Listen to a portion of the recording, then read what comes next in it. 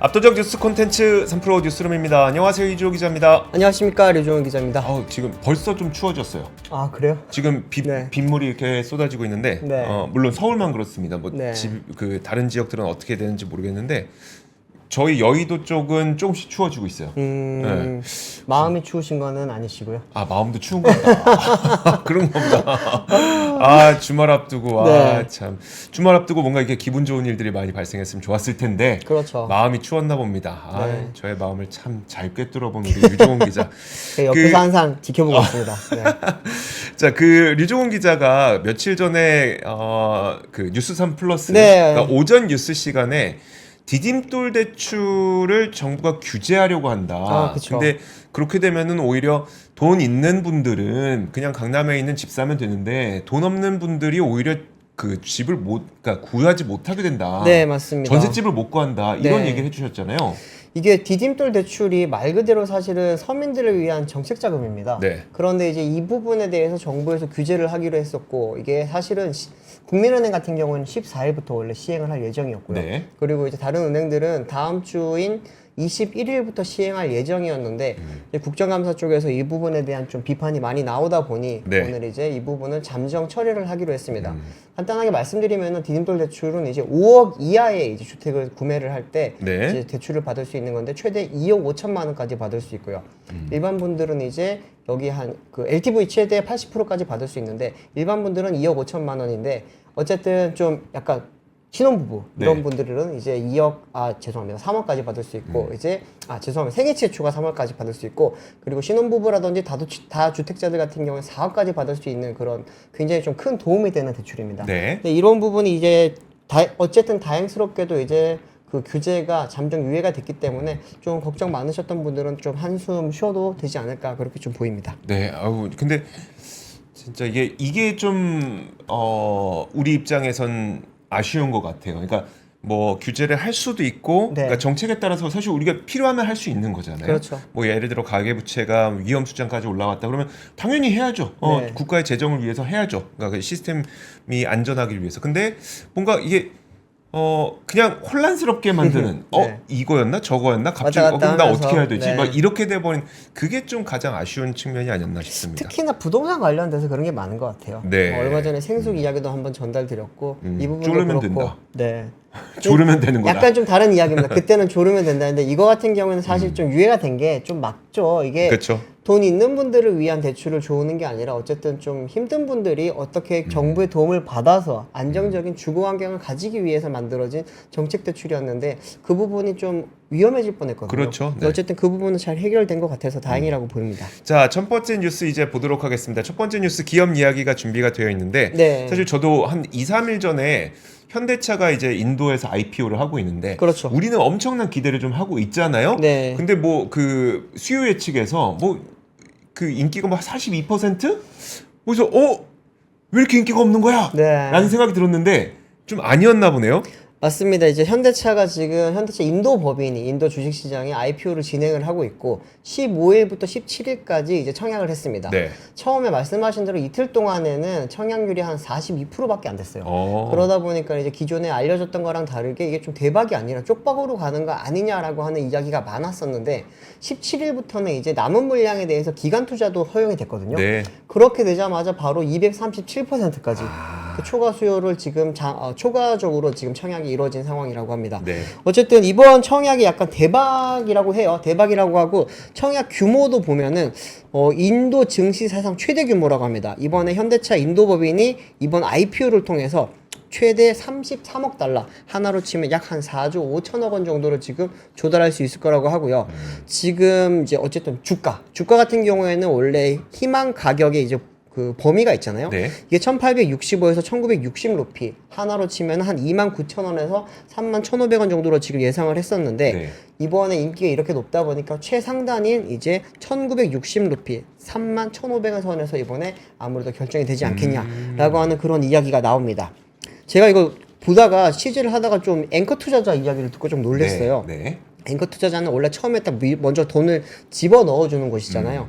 여기에 싱가포르 정부 그리고 이제 우리가 많이들 알고 있는 블랙록, 네. 피델리티 여기서 오. 지금 들어가 있다고 합니다. 네. 그러다 보니까 사실은 처음에 굉장히 좀 큰 기대를 했던 거예요. 그런데 이제 일반 이제 개인 투자자들은 여기에 대해서 크게 좀 메리트가 없다라고 판단을 했던 것 같아요. 그때 당시만 하더라도 이제 뭐 여러 가지 말이 많았습니다. 중국 쪽으로 자금이 흘러갔다라는 이야기도 있었는데 네. 제일 좀 많이 설득을 얻었던 이야기는 단기 투자용으로는 이미 가치가 좀 밸류가 많이 높은 상태다. 네. 이런 이야기가 많다 보니까 좀 개인 투자자들은 안 들어왔는데 이런 큰 돈을 굴리는 분들 그리고 이제 기관 투자자들은 아니다 이거는 다른 자동차 기업들과 이렇게 밸류 분석을 해봤을 때 충분히 가치 네. 투자가 있다라고 투자 가치가 있다라고 판단을 했다고 합니다. 어쨌든 이번에 이제 현대차가 한 4조 원 정도 4조 원 넘는 돈을 이번에 조달을 하게 되면은 이거를 어디에 쓸지가 사실은 제일 궁금한 건데 네. 이 부분을 대부분 이제 현지 투자에 일단은 우선적으로 배치를 한다고 합니다. 오늘 현대차 쪽에서 이제 바로 나온 이야기가 어떤 거냐면 첸나이 공장이라고 있습니다. 사진 하나 띄워주시면은 현대차가 지금 인도에 공장이 2개가 있고요. 그리고 여기 첸나이 82만 대라고 하는 거 보이죠? 여기가 현대차 1공장 위에 탈레가온이라고 보이실 겁니다. 네. 이게 원래 GM 공장입니다. 아. GM이 이제 인도에 공장을 팔 때 현대차가 저 정도면 괜찮겠다고 이제 산 거고 네. 밑에 아난타푸르 공장 같은 경우에는 기아 공장입니다. 이 중에서 이제 첸나이 공장이 좀 오래됐어요. 그러다 보니까 지금 최근에 이제 현대화를 위한 그 캐펙스 투자가 좀 필요한 상황인데 여기에 현대차가 150억 루피 하나로 치면 한 2,500억 원 가량을 지금 투입을 해서 공장 제조 시설을 개조를 하겠다고 합니다. 이렇게 하면서 부지 자체도 지금 공장 규모 자체도 54만 제곱미터에서 72만 제곱미터로 확장될 예정이라고 합니다. 또 이제 이번에 이렇게 되면 일자리 창출도 좀 많이 이루어질 것이라고 하고 무엇보다 이제 현대차가 인도 시장에서 좀 많이 공을 들여야 될 부분 네. 친환경차 쪽입니다. 이제 특히나 전기차, 하이브리드 이런 친환경차 개발이랑 이제 그리고 생산 자체를 인도 자체적으로 하려고 하는데 이 부분에 대해서 지금 많이 투자가 들어갈 예정이라고 합니다. 현대차가 인도에서 좀 잘 팔리는 건 이제 많이들 알고 계시잖아요. 네, 네. 한번 표를 한번 보면서 어느 정도인지 좀 살펴보시면은 지난달 기준이에요. 9월달 기준으로 마루티 스즈키가 1등을 했고요. 2등에 이제 현대차가 5만 1,100대 정도 판매를 했습니다. 전년 동기 대비로 봤을 땐 한 5.8% 가량 좀 판매량이 줄기는 했지만 그래도 여전히 지금 2등을 유지를 하고 있고 그 다음 보면 이제 뭐 많이들 알고 계시는 마인드라, 타타, 도요타 그리고 기아가 이렇게 지금 있습니다. 보시면 폭스바겐 같은 경우에는 저기서 힘을 전혀 못 써요. 네. 네, 이제 독일 차다 보니까 그래도 나름 비싸게 판매가 되고 있고 그러다 보니 좀 안 팔리는데 오늘 이제 이 IPO 이야기가 나오고 여러 가지 지금 보도들이 많이 나오고 있습니다. 어떤 차량을 개발할 거다, 뭐 어떤 이제 새로운 뭐 라인을 깔 거다 이런 이야기가 많은데 그 중에 뭐 전기차 이야기도 당연히 많죠. 네. 전기차 같은 경우에는 지금 아이오닉 5를 현대차 인도 공장에서 생산을 하고 있어요. 생산을 하고 있는데 한 달에 한 40대에서 50대밖에 안 팔립니다. 그러니까 아이오닉 5를 인도에서 생산하는 거는 인도 판매용입니까? 아니면 그렇죠. 인도 판매. 인도 판매랑 그리고 이제 아세안 시장과 아세안 유럽 시장. 네네. 이제 인도 같은 경우에는 중간에 있잖아요. 우리 아시아와 유럽 사이에 있다 보니까 유럽 수출 물량도 거기서 많이 나가고 네. 있고 특히나 이제 아세안 쪽에서도 지금 많이 나가는데 아세안 쪽에서는 이제 인도네시아와 그리고 인도에서 지금 아이오닉 5를 생산을 하고 있습니다. 네. 모델별로 판매량을 한번 보면은 뭐 크레타, 베뉴, 익스터, 그랜드 i10 뭐 여러 가지 차들이 있는데 이 차들이 다 좀 우리나라에서 잘 안 팔리는 차들입니다. 베뉴랑 뭐 이제 저기 보시면은 투싼, 아이오닉 5 요 정도만 지금 우리가 볼 수 있는 차들이고 네. 나머지 차는 다 현지 전략형 모델입니다. 원래 베뉴도 저 나라에서만 팔려고 했었어요. 네. 그랬다가 이제 우리나라에 당시에 그때 뭐 티볼리나 이런 차들이 나오면서 소형 SUV 좀 SUV. 네, 그쵸. 거기에 대한 좀 수요가 많아지면서 판매를 했던 건데 어쨌든 대부분이 지금 인도 전용이고 아이오닉 5를 비롯한 뭐 좀 어떻게 보면은 고급형 전기차를 많이 이제 개발해서 판매를 할 거다라고 하는 이야기가 있었는데 네. 그 부분은 제가 좀 확인을 해보니까 아직까지는 좀 이른 이야기다라고 하는 이야기가 있습니다. 보세요, 아이오닉 5 판매량이 50대도 잘 없습니다. 그러네요. 네, 그렇기 때문에 저 분야는 좀 약한데 대신에 이제 크레타, 베뉴, 익스터 저런 부분에 조금 보면은 우리나라로 치면은 경차와 소형차, 준중형 이하급에서 지금 네. 전기차 수요가 점점 늘어나고 있는데 그 부분을 조금 이제 타겟을 하고 새롭게 좀 개발을 해서 판매를 하려고 하고 있다고 합니다. 알겠습니다. 그 현대차 인도 IPO 성공하고 거기서 판매를 잘 하게 되면 여기 약간 뭐 배당금의 형태로라든지 그런 네. 식으로 이제 현대차의 실적에 도움이 되는 거겠죠? 연결로 되어 연결로 있으니까. 되어 네. 있으니까. 알겠습니다. 좋습니다. 자, 첫 번째 뉴스 한번 살펴봤고요. 두 번째 뉴스 한번 보도록 하겠습니다. 두 번째는 오늘 그 중국의 3분기 GDP 성장률이 공개가 됐습니다. 사실 4.6%를 기록해서 사실 올 한 해 동안 중국이 지금 목표로 잡고 있는 성장률 전망치가 5%인데 네. 이거 이번 3분기에 4.6% 하면 이거 5% 과연 할 수 있어? 라고 하면서 연 5% 목표에 좀 적신호가 들어왔다라는 이야기가 나오고 있습니다. 지금 로이터랑 블룸버그 통신이 집계했던 시장 전망치들을 보면 대폭 4.5% 대부분 4.5% 정도를 예상을 했었거든요. 근데 4.5%보다는 높은 거니까 좀 그래 예상보단 낫다라고 하는 거지만 어쨌든 1분기에 5.3%를 기록했었고 그 다음에 2분기에 4.7%를 기록했었어요. 표 네. 한번 보시죠. 지난 1분기에 5.3%, 이때가 5.3%였고요. 그래서 1분기는 잘 나왔으니까 야 이게 좀 한시름 놨다. 우리 이제 연간 5% 목표 성장할 수 있겠다라고 했었고 그러다가 요선이 5%입니다. 여기 이제 희미하게 있는 요선. 네. 요선이 5%인데 그러다가 2분기가 되니까 4.7%가 나온 거예요. 그래서 야 이거 5% 할 수 있겠어? 3분기 좀 잘 나와야 되겠는데? 네. 라고 했는데 3분기가 4.6%로 5.3, 4.7, 4.6 이렇게 좀 내리막길을 계속 걷고 있는 거죠.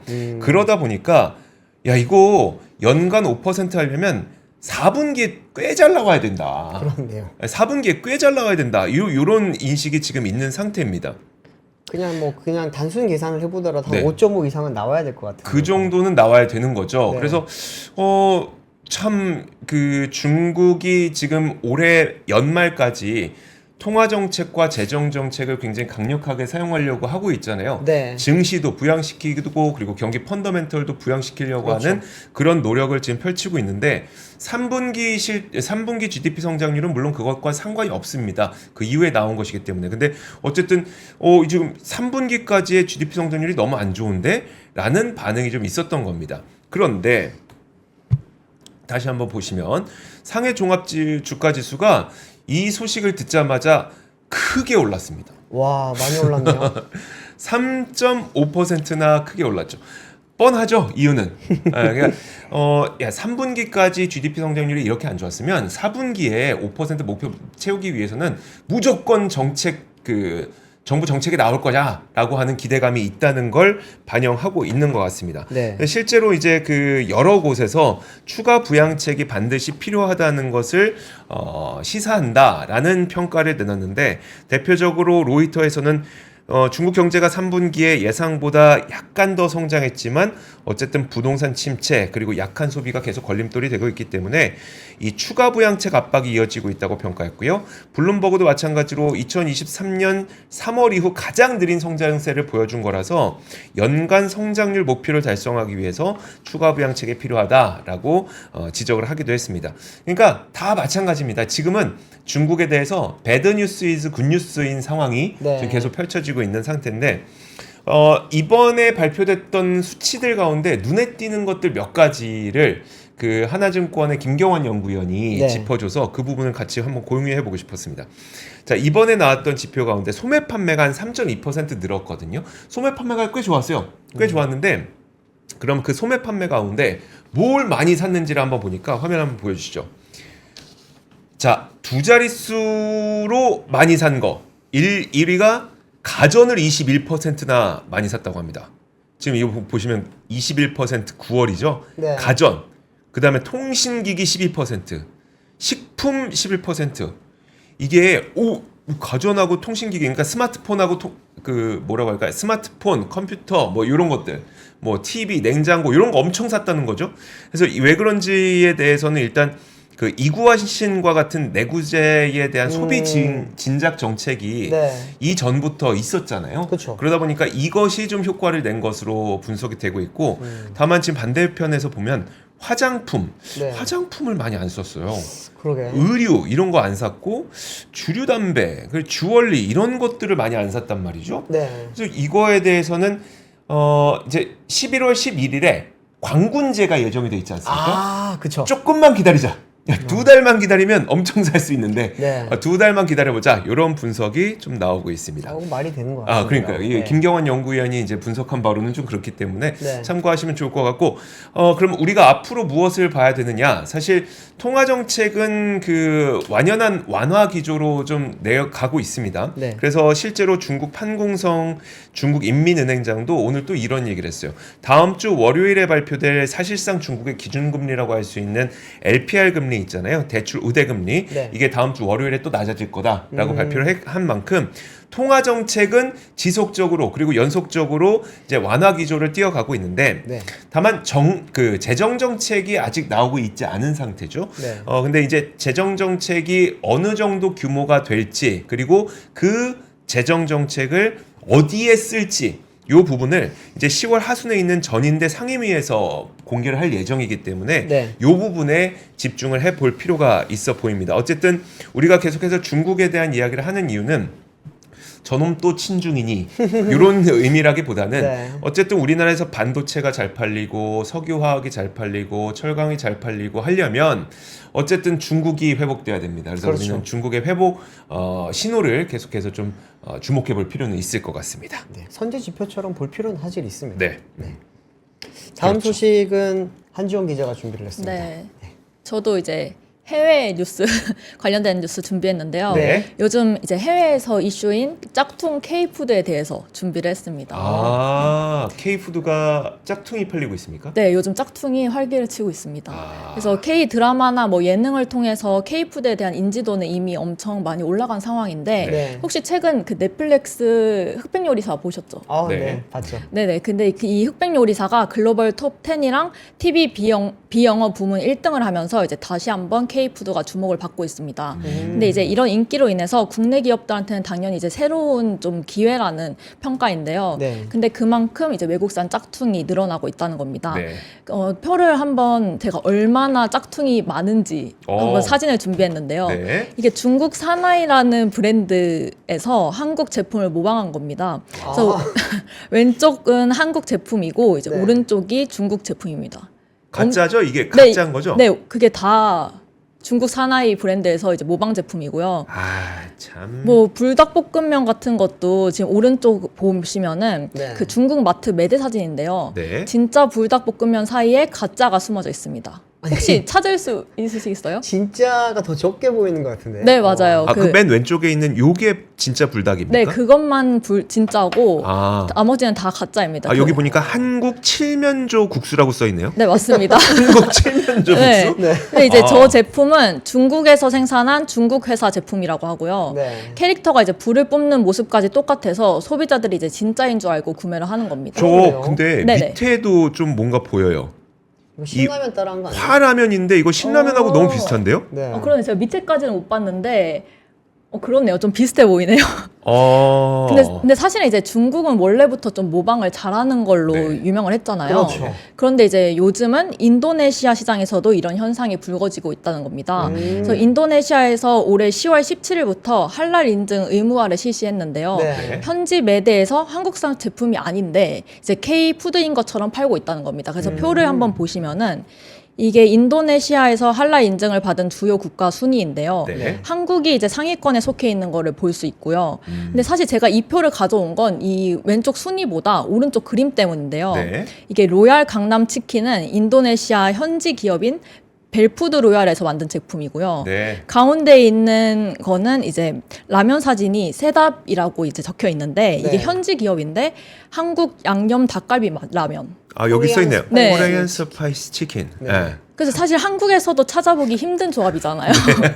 저희가 전혀 상상할 수 없는 맛이잖아요. 네. 근데 이제 이런 것뿐만 아니라 이게 싱가포르 기업이 한국 제품을 생산을 해서 인도네시아 할랄 시장에 판매를 하기도 한대요. 네. 그래서 사실 이런 가짜 제품들이 한국 진짜 상품들이랑 경쟁을 하다 보면 당연히 국내 기업들이 피해를 볼 수밖에 없겠죠. 네. 그렇죠, 당연하죠. 네, 그래서 특히 이제 대기업보다는 중소기업이 더 치명타인데 네. 현지 업계 관계자는 이제 초기엔 한국 교민 기업들이 만든 음식 위주로 이제 할랄 식품을 판매를 했지만 네. 최근엔 현지 기업들이 유사한 제품을 이제 출시해서 좋은 반응을 오히려 얻으면서 네. 작은 중소기업들이 피해를 입고 있다 이렇게 지적을 하기도 했습니다. 근데 실제로 이제 최근 OECD 발표에 따르면 우리 기업 상표를 침해하는 전 세계 위조 상품 무역 규모가 2021년 한 해에만 약 11조 원이래요. 11조. 네. 와. 근데 이제 2021년에 11조 원이었으니까 지금은 뭐 이미지가 더 많이 그 K푸드가 확산됐는데 네. 당연히 더 많이 늘어났겠죠. 그렇죠. 그래서 이제 이에 대한 해결 방안으로 지난달에 이제 특허청이 대응 전략 가이드를 발표하기도 했는데 네. 근데 사실 해외에 진출한 이런 우리 기업들의 지식 재산을 좀 보호하기 위해서는 정부 차원에서 도움이 많이 필요해 보이는데요. 이제 계속 이렇게 가이드나 뭐 이런 지식 재산을 보호하기 위해서 좀 발표를 한다고 하니까 좀 지켜봐야 될 것 같습니다. 근데 이제 사실 삼양에서도 네. 법적으로 이렇게 아직 좀 제대로 제재할 만한 거는 아직까지는 크게 없대요. 저는 왜 이런 거 이렇게 적극적으로 안 하는지 잘 모르겠어요. 간접 광고 효과가 있나요? 간접 광고보다는 오히려 네. 리스크가 더 커 보이거든요. 리스크가? 예컨대 이제 네. 저희 예전에 그거 한번 했었잖아요. 동남아시아 뭐 베트남이라든지 태국에서 한국산 소주처럼 네. 보이는 가짜 소주가 그렇게 인기를 끌고 있다. 맞아요, 네. 맞아요. 근데 왜냐하면 그쪽에서는 한국 소주가 거의 그 약간 위스키에 준할 정도로 굉장히 비싼 가격에 팔리고 있기 때문에 한국 소주를 카피해서 만들어 팔면 싼 값에 만들어 팔아도 잘 팔려서 조금 싸게 만들어 팔아도 잘 팔려서 한국산 소주를 막 판다고 하는데 그 동남아에서 판매되고 있는 뭐 베트남, 태국에서 판매되고 있는 소주의 이름을 보면 뭐 태양 소주, 뭐 또 뭐였었죠? 뭐 선물 소주였나? 아무튼 해서 네. 한글로 이름을 만들어 놓고 소주를 판매하는데 패키징도 막 그 초록색 병으로 해가지고. 그쵸. 네. 그러면 이제 우리나라에서 참이슬이나 뭐 이런 걸 팔 수 있지만 못 팔기도 하고 그쵸. 더 큰 문제점은 뭐냐면 그러면 현지에 있는 그 소주들이 만약에 품질 문제가 생겼을 때 그렇죠. 사실 현지에 있는 사람들은 이거를 태국에서 만든 한국 짭충 소주구나라고 인식을 하지 않고 네. 한국 소주구나라고 인식을 하고 있는 상태에서 그들의 품질 문제가 생겼을 때 야 한국산 소주에 대한 반감이 생길 가능성이 높다라고 해서 리스크가 굉장히 크다고 네. 업계에서 많이 평가를 하고 있는데 네. 근데 왜 이걸 적극적으로 대처하지 않는지에 대해서 저는 좀 많이 궁금하긴 해요. 맞아요. 그 말씀하신 것처럼 제가 아까 불닭 사진 가짜 사진 보여드렸잖아요. 네. 제가 이거를 취재하면서 이제 봤는데 블로그에 어떤 분이 이거를 올리면서 맛이 진짜 없다고 써져 있더라고요. 이런 것부터가 이미 네. 이미지가 좀 많이 손상된 거라고 보여지는데 네. 그럴 수도 있겠네요. 네. 참. 지금 아까 사진만 봤을 때 진짜 불닭이랑 가짜 불닭이랑 사실은 자세히 안 보면은 모를 것 같거든요. 네. 외국인들은 한글을 모르니까 네. 더 구분을 못 할 텐데 그렇게 좀 오해를 할 수도 있겠네요. 강남 치킨 보면서 저는 이렇게 좀 다른 이야기긴 한데 옛날에 우리 뭐 뉴욕 제과, 네. 뭐 독일 빵집 이런 거 많았잖아요. 그러니까 그런 그러니까 이제 느낌. 근데 그렇게 보면 어떻게 그 제가가 좀 유명한데 네. 이런 거였는데 강남이 그러면은 이제 치킨으로 유명해진 건가? 약간 이 생각이 사실 들고. 이게 강남 치킨 이러면은 말씀하셨던 것처럼 그럼 뉴욕 제과를 뉴욕시에서 와서 한국한테 서울시에다가 너희 왜 뉴욕 이름 써? 라고 할 수 있는 거니까 그건 그러니까 뭔가 이름을 활용한 응용 상품을 뭐라고 하긴 좀 어려울지라도 네. 아까 우리 사진 봤던 것처럼 누가 봐도 이거 불닭을 똑같이 따라한 그리고 맛소금을 똑같이 따라한 맛소금 진짜 헷갈리겠다. 그리고 이거 하얀 설탕을 똑같이 따라한 네. 또 뭐가 있을까요? 이거 다시다 쇠고기 다시다 네. 이걸 똑같이 따라한 요 정도는 뭔가 국가 단위라든지 아니면 짝퉁이다 진짜. 네, 국가 단위라든지 아니면 기업에서도 굉장히 좀 적극적으로 나서야 되는 것 아닐까요? 네. 그래야 될 것 같은데. 아니 웨스턴 네. 디지털은 아니 웨스턴 디지털은 웨스팅하우스. 웨스팅하우스는 네. 그 특허가 뭔지도 모르겠는데 계속 뻗치더라고요. 아니 우리는 대놓고 지금 이게 우리가 팔고 있는 거 전 세계가 뻔히 아는데 이걸 왜 적극적으로 대응하지 못하는지 잘 모르겠습니다. 자, 알겠습니다. 다음 어쨌든 뉴스로 넘어가시죠. 네. 많은 분들이 좀 지적을 하고 있으니까 알겠습니다. 다음 뉴스는 국감 하나 좀 국감 네. 소식 전달해 드리겠습니다. 뭐 지금 몇 달 전에 저희가 보도도 해 드리긴 했지만 지금 국민연금 개혁안이 지금 뭐 국회에 올라가 있는 상황이잖아요. 네. 그때 당시에 정부에서는 더 내고 더 받는 거다라고 했는데 실제로는 더 내고 덜 받는 거지 않냐라고 하는 비판이 나왔었고 이게 지금 국회에서도 이 부분에 대해서 굉장히 지금 첨예한 토론을 이루고 있는 상황입니다. 오늘 이제 국회 보건복지위원회에서 이제 국민연금이 나왔거든요. 국민연금을 하는 그 국정감사에서 추경호 국민의힘 의원 쪽에서는 이제 연금개혁에 큰 발을 내딛는 정부가 노무현 정부였는데 당시 연금개혁안은 2028년까지 소득 대체율 40%까지 낮추자는 것이었는데 이번에 바뀐 건 42%로 바뀌었기 때문에 뭐 좀 더 좋은 거다 이런 식의 이야기를 많이 했습니다. 또 이제 김태현 국민연금공단 이사장도 이제 추 원내대표의 질의에 공감한다면서 이제 한 이야기가 연금개혁안은 앞으로 보험료를 낼 미래 세대가 흔쾌히 부담할 수 있는 그런 안이 돼야 된다라고 이야기를 했습니다. 이거는 지금 아직까지 국회를 통과를 못했기 때문에 아직 아니거든요. 네. 그렇기 때문에 이제 빨리 좀 합의를 이뤄서 통과를 시켜 주십시오라고 하는 이야기긴 합니다. 그런데 이제 이수진 더불어민주당 의원이 지금 최근에 국민연금의 이 연금개혁안에 대해서 굉장히 좀 비판을 많이 하고 있는데 표를 하나 보면서 말씀을 드리겠습니다. 네. 오늘 한 이야기는 가장 지금 문제가 되고 있는 게 자동 조정 장치입니다. 자동 조정 장치라는 게 어떤 거냐면은 물가 상승에 따라서 연금 수급액 그리고 인상률의 이제 가입자 기대 여명 변화들을 반영을 해서 좀 이제 기존의 42%지만 이걸 조금씩 네. 연동을 시켜서 변화를 주겠다라고 하는 이야기인데 실제로 보면은 연금 수급액 상승률은 물가 상승률보다 늘 작게 되는 결과가 나오기 때문에 더 내고 더 받는 게 아니라 더 내고 많이 덜 받는 계약이다 이렇게 이야기를 했습니다. 자동 삭감 장치는 이제 인구 구조나 경제 상황에 따라 이제 내는 돈인 보험료율과 그리고 받는 연금액, 수급 연령 등을 자동으로 조절을 하는데 쉽게 생각을 해보더라도 네. 인구가 줄고 있어요.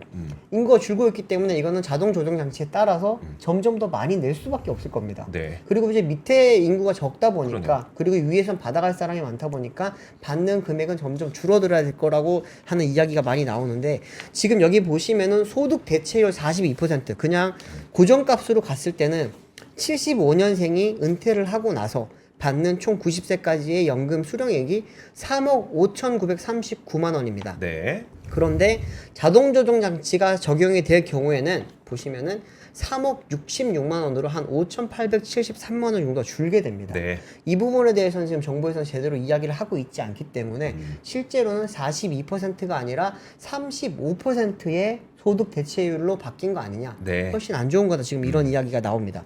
이걸 좀 쉽게 이해를 하시면은 기존의 42%일 경우에는 매월 120만 원을 받아요. 네. 근데 자동 조정 장치가 적용이 되면 되면 매월 평균 100만 원 받게 됩니다. 내 돈 20만 원 어디 갔어? 라고 하는 그런 게 심지어 이야기 나오는 그 거죠. 물가 상승으로 화폐 가치가 떨어진 걸 감안하면 그러면 더 훨씬 더 그렇죠. 적게 받게 되는 네. 거죠. 그러다 보니 지금 이 부분에 대해서 이제 야당 쪽에서 굉장히 큰 비판을 하고 있는데 국민연금 쪽에서는 지금 빨리 이거를 넘겨달라고 하는 그런 네. 식의 이야기만 하고 있다 보니까 국민연금 개혁안은 사실 단순하게 짧게 정할 게 아니라 사실 이게 몇십 년 동안 연구를 통해서 바뀌는 거거든요. 네. 2008년 이후에 지금 몇 년 만에 바뀌는 겁니까?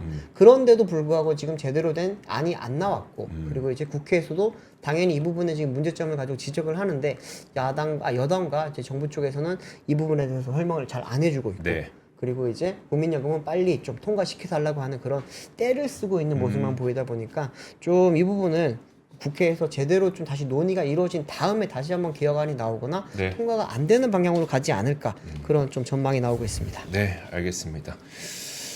자, 저희 류종훈 기자 아이가 둘, 그리고 저도 아이가 둘. 그래서 네. 레드 369님께서 저희 애들이 이제 여러분들 연금 내드립니다. 그렇네요. 열심히 일하라고 할게요. 제가 얘기 잘 해놓겠습니다. 두 달짜리한테 3달 됐구나. 얼마 전에 100일 됐거든요. 아, 축하합니다. 100일 네. 된 애한테 일 열심히 해라. 우리 쪽에 연금 많이 내드려야 된다. 얘기 좀 잘 해놓겠습니다. 네. 자, 다음 뉴스 한번 보도록 하죠. 다음 뉴스는 그 8월 연체율이 나왔어요. 은행 연체율이 나왔는데 네. 어느 정도까지 높아졌는지 보니까 코로나 때보다 좀 심각한 상황이다라는 이야기가 좀 나오고 있습니다. 자, 표를 한번 보시면 원화대출 연체율 지금 보면은 그냥 지난 8월 연체율이 0.53% 나왔거든요. 네. 근데 0.53%를 한번 역순으로 쭉 따라가 보시면 PD 사진 한번 올려주세요. 쭉 따라가 보시면 이 0.5%대가 언제 나왔는지 보면 한 대략 2018년 말에서 2019년 사이 요쯤 코로나가 오기 전 네. 그때만큼 지금 연체율이 좀 높아지고 있는 상태입니다.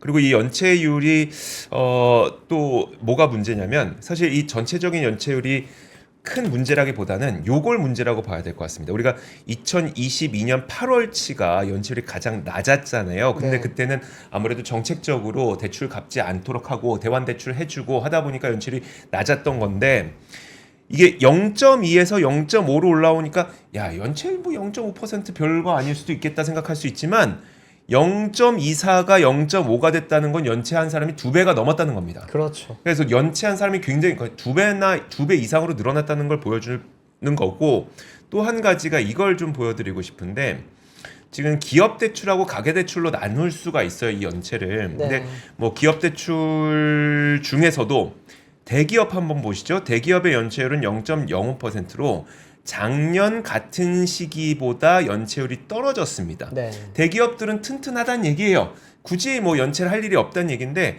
지금 중소기업 보시면요. 0.5에서 0.78로 이것도 마찬가지로 야 0.23%포인트밖에 안 올랐네 하지만 0.5가 0.23% 올랐으니까 거의 한 50% 올랐던 겁니다. 그렇죠. 중소기업 거의 한 50% 올랐죠. 개인 사업자, 요즘에 자영업자분들 힘든 거 뭐 너무나도 많이 얘기가 나오고 있잖아요.